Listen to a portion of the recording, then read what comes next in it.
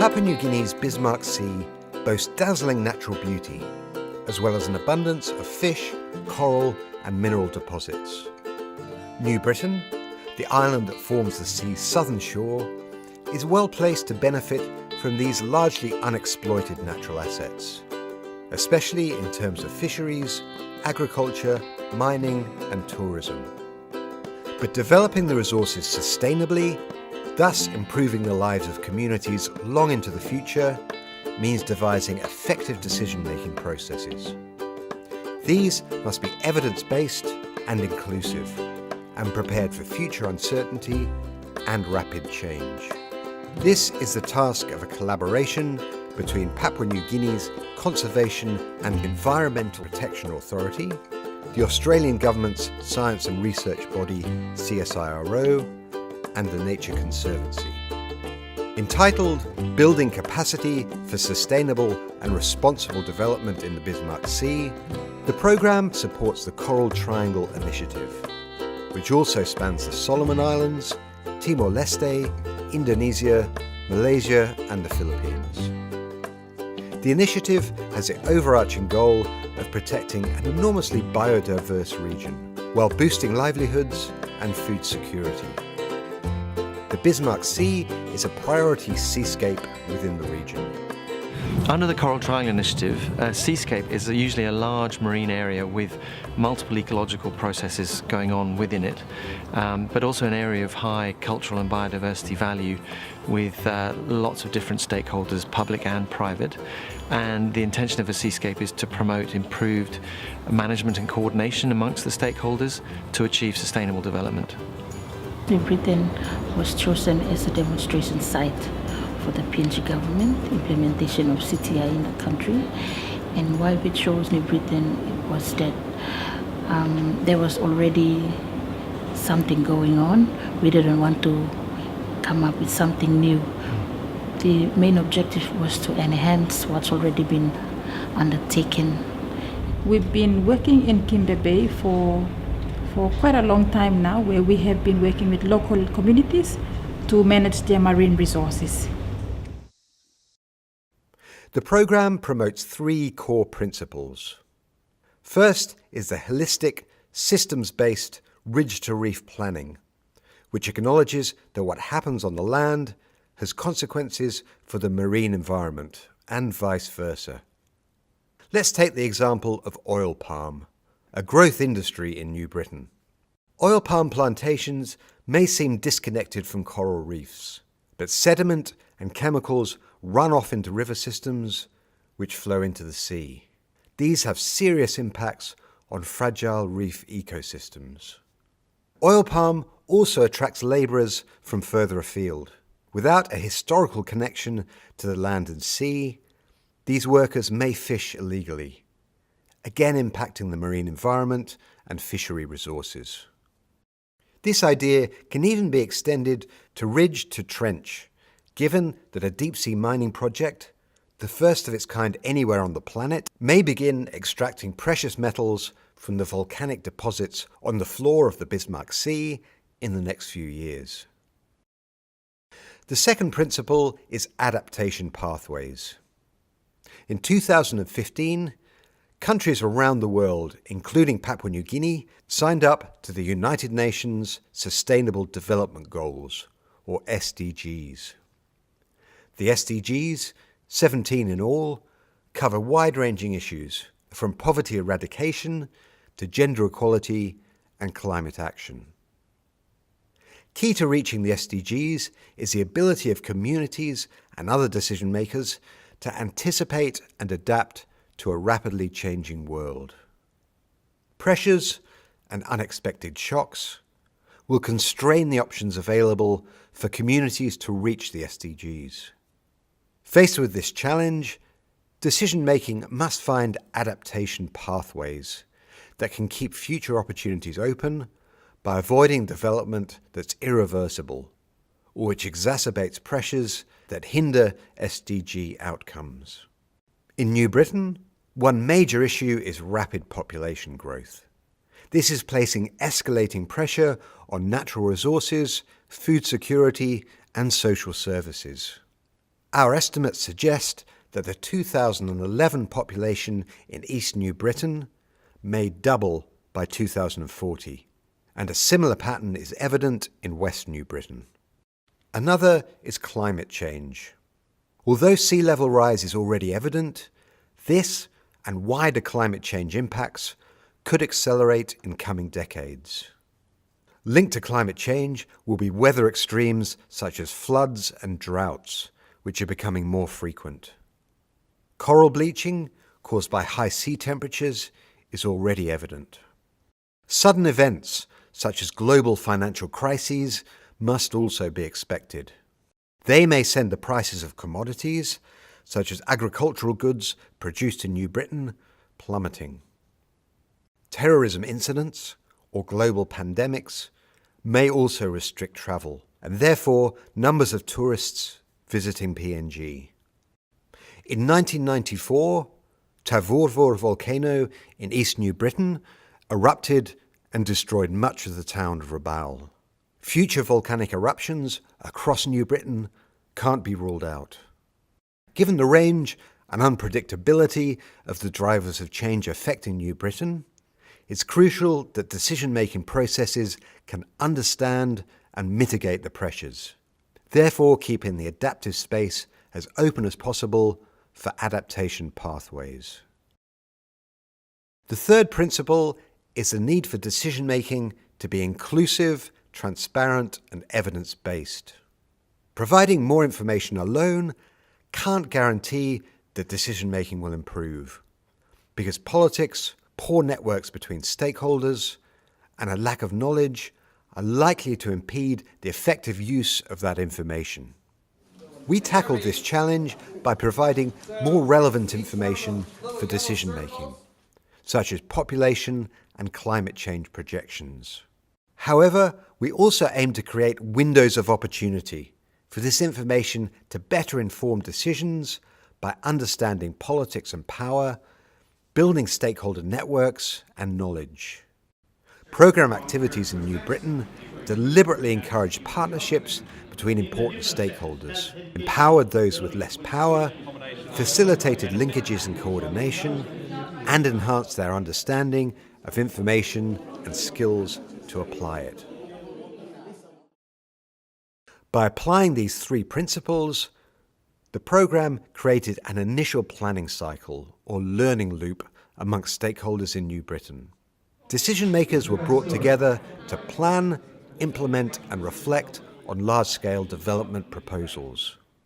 To build adaptation pathways, decision makers should repeat this process on a regular basis, because it will encourage ongoing analysis and reconsideration of decision-making, drivers and pressures, emerging future opportunities, and lessons learnt from prior experiences.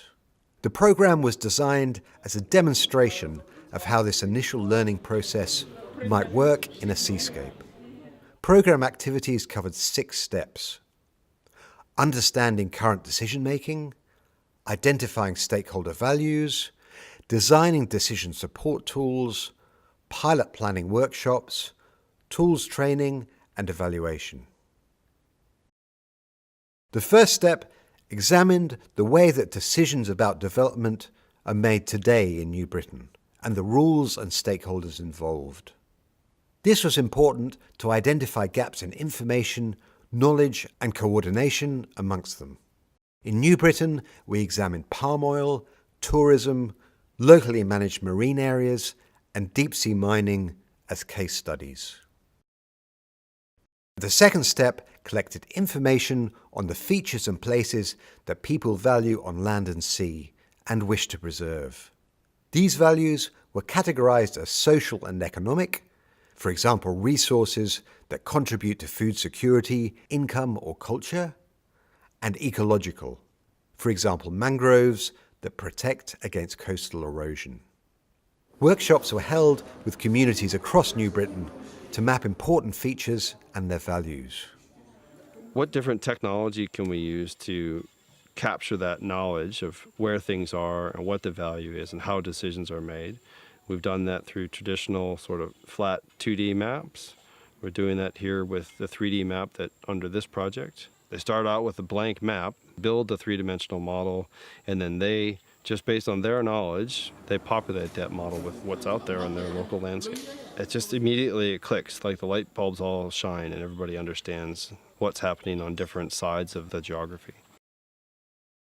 Third, the values information was computerized into a tool to support decision-making called ELVIS, the Environmental Values Interrogation System. This geographical information system stores and maps the values so that decision makers can identify which locations are important for communities and why. The potential footprint of development proposals can then be assessed by overlaying the development area onto the values maps.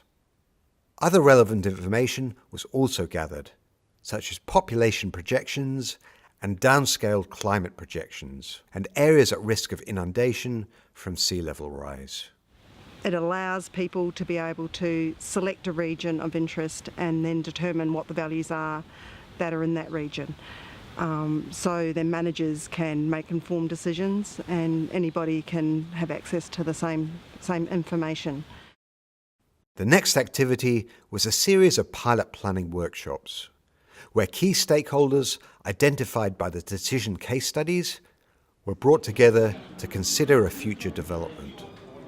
The purpose of the workshops was to help participants examine how a development could affect the values held by communities, both positively and negatively, and the achievement of the SDGs.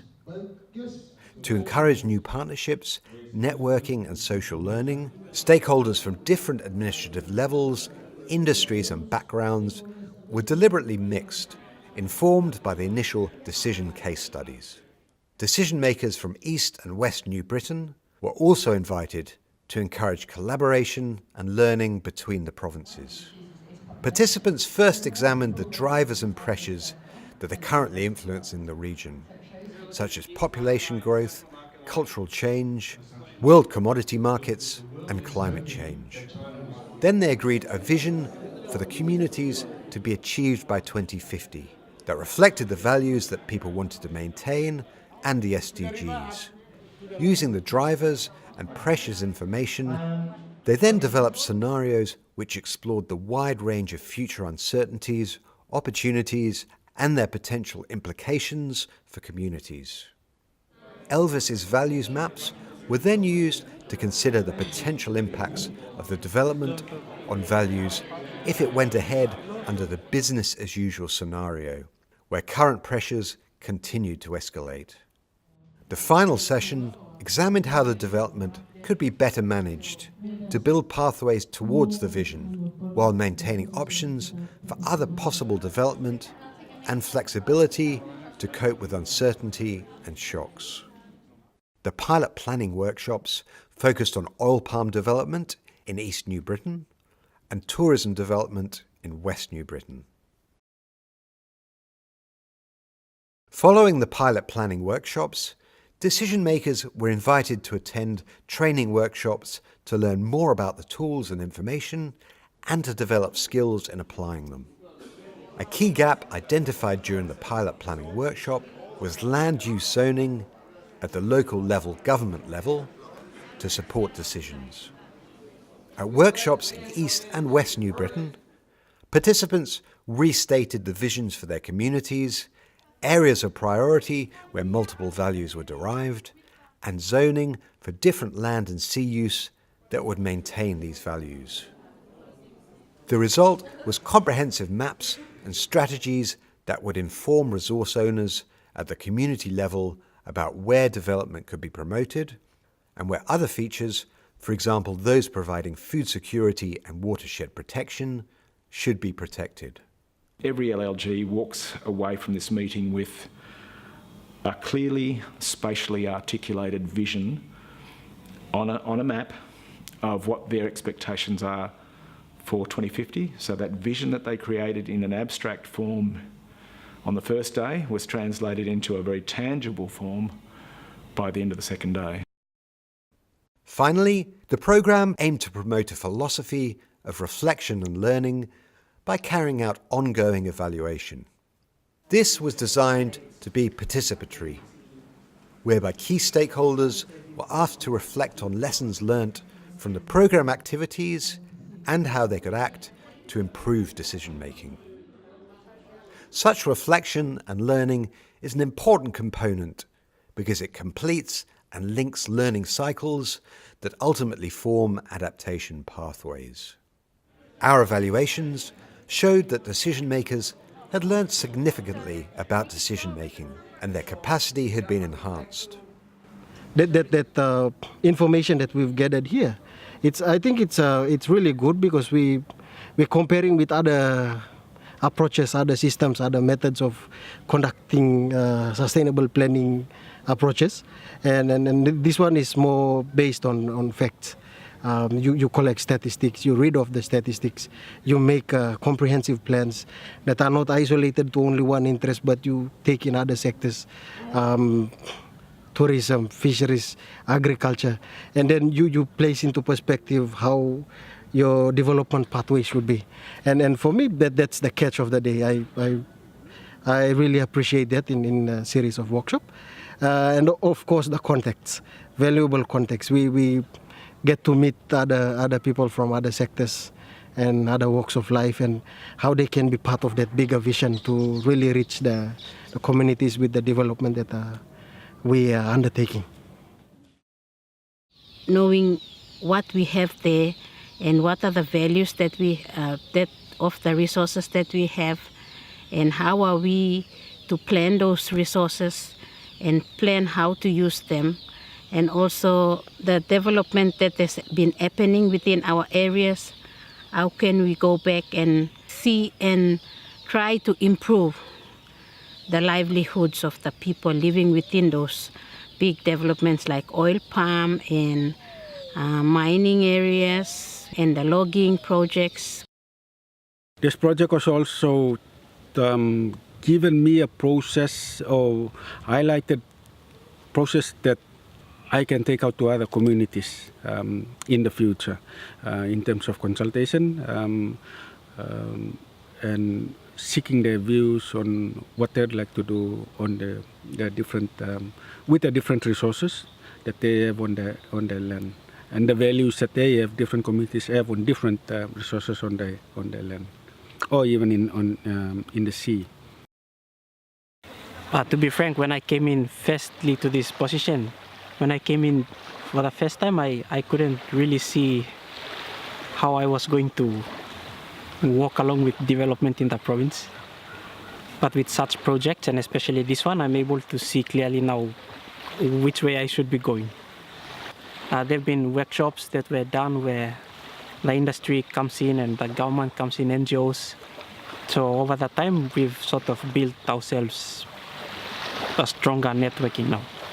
So we are now working openly with each other, but there's still room for improvement.